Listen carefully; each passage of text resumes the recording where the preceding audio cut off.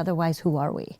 Yeah, I agree with that to an extent. I've always been the guy that wanted to sound, I want to sound. I want to make that song sound just like Tom Petty because it's Tom Petty. I want to sound just like, but when I did the AC/DC thing, there wasn't really a choice in that matter either. Yeah. It was like, and when I was a kid, I had taken, I think it was 23, somewhere around there.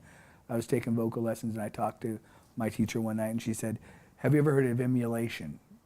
And I said, "I know what emulation means, but I've never heard of it." Yeah. And she goes, "Emulation is where you're going to pick out any sound you want, any sound you hear. Is it a rooster?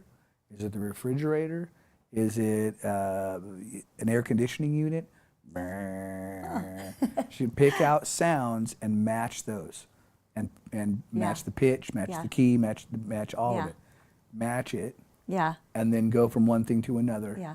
And she said after a while, you'll be able to hear a note or a chord or a sound, and you'll be able to just reach up and grab it. Well, and I agree with that. Yeah, completely. So for me, I always worked at trying to emulate my favorite artist. Yeah. And I worked really hard at trying to do that with the AC/DC thing. Yeah. And it's not always easy, but I totally agree where, we do want to keep things, make them our own a little bit, because I think that people in the audience, if we put a spin on something and our spin is kind of cool, like, oh yeah, did you hear that? And there's a fine line between changing it versus just finding your voice within it. You know what I mean? Like, I think there's some songs, Shane and I actually talk about this, there's some songs that you just shouldn't change. It should follow that structure. Like, it's a classic, it should stay with that.